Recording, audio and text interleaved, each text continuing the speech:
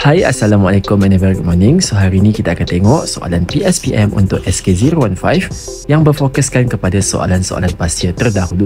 Untuk hari ini kita akan discuss untuk tahun 2022 dan juga pada tahun 2023. Untuk soalan 4A, a sample of zinc metal reacts completely with hydrochloric acid as shown in the equation below. So kamu ada zinc bertindak balas dengan hydrochloric acid untuk menghasilkan zinc chloride dan juga hydrogen gas.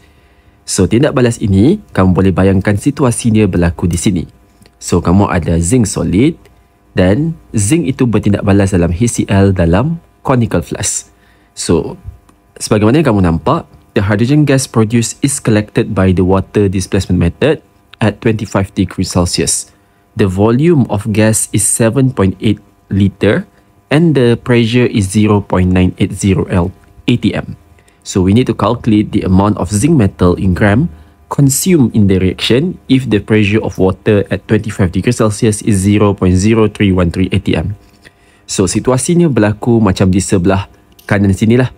So kamu ada zinc, dia bertindak balas dengan HCl.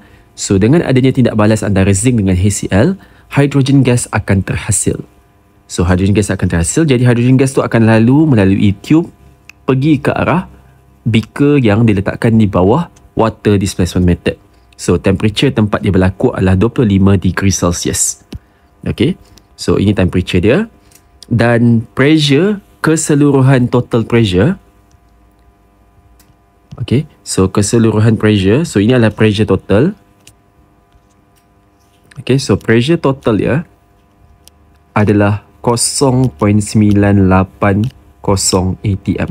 So pressure total ini mengandungi pressure daripada hidrogen. So hidrogen yang dibebaskan dekat dalam sini, so akan menghasilkan gas hidrogen. So hidrogen akan lalu, sini pun akan lalu hidrogen, sini akan lalu hidrogen, dan hidrogen itu akan terkumpul dalam sini, dalam bekas yang ke dalam sini lah. So akan ada hidrogen dan pada masa yang sama akan ada H2O datang daripada air ni. So air ini akan masuk dan dia akan, air itu dalam bentuk liquid, tetapi liquid itu boleh dalam equilibrium dengan gases dia. Okay, so air dalam keadaan gas lah, which is water vapor.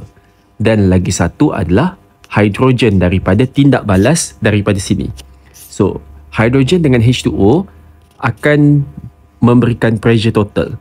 Pressure total dia adalah pH2 daripada hydrogen, partial pressure of hydrogen, dan partial pressure of water vapor.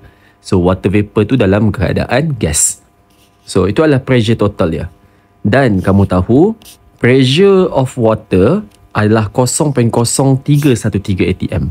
So sini adalah 0.0313. So pressure total kamu tahu 0.980. Okay, jadi kamu boleh cari dahulu pressure of H2. So sebagaimana yang saya buat di sinilah. So pressure total kamu ada 0.980 datang daripada sini. Pressure H2 kamu boleh cari sebab H2 kan datang masuk ke dalam sini. And then pressure H2O 0.0313. So kamu boleh cari pressure untuk hydrogen gas terlebih dahulu. Yang mana partial pressure of hydrogen gas kamu akan dapat 0.9487 atm. Okay, daripada sini pula kamu boleh cari number of mole untuk hydrogen gas. Kamu boleh gunakan ideal gas equation lah, which is kamu ada PV is equal to nRT. So kamu dah tahu dah partial pressure untuk hydrogen adalah pH2. Jadi kamu boleh cari dahulu number of mole untuk hydrogen gas. Okay, so volume pun kamu dah tahu, iaitu 7.8 liter atm. 7.8 liter. So partial pressure untuk hydrogen adalah 0.487, masukkan. Volume adalah 7.8, masuk dalam sini. Kamu boleh cari number of mole of H2. R adalah gas constant, iaitu 0.08206 liter atm per mole dan per Kelvin. So that's why kita masukkan unit atm dekat sini. Volume mesti dalam liter dan juga number of mole datang daripada number of mole. Temperature, kalau kamu perasan, kita tak boleh masukkan degree Celsius. Degree Celsius ini kamu kena convert kepada Kelvin.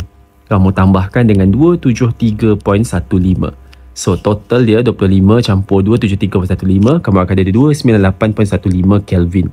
So Kelvin dengan per Kelvin akan cancel out. Jadi number of mole tu akan ada unit of mole. Okay, so kamu selesaikan matematik tersebut. Jadi kamu akan dapat number of mole of H2 sebanyak 0.3024 mol. Daripada sini, kamu boleh buat perbandingan sebab kamu nak cari mass of zinc metal. So, kamu nampaklah 1 mol of hydrogen gas akan menghasilkan 1 mol untuk zinc. So, ratio dia adalah 1:1. Jadi, kamu boleh buat perbandingan. So, from the equation, 1 mol of H2 akan menghasilkan 1 mol of zinc. Jadi, kalau kamu ada 0.3024 mol of H2, kamu akan ada 0.3024 mol of zinc juga. So, daripada situ, kamu boleh cari dia punya mass of the zinc. So, nak cari mass of zinc, mol 0.3024 darab dengan 65.4 iaitu molar mass of zinc. Ini kamu boleh cari dekat bahagian depan of your question paper. So, dia punya relative atomic mass ataupun dia punya molar mass adalah 65.4. Kamu darabkan dengan mol. So, ini adalah mol darab dengan gram per mol. So, per mol dengan mol akan cancel out. Jadi, kamu akan dapat unit gram dekat sini. So, bila kamu kira, kamu akan dapat 19.74 gram for the mass of zinc. Okay, so itu saja untuk soalan 4A. Senang aja.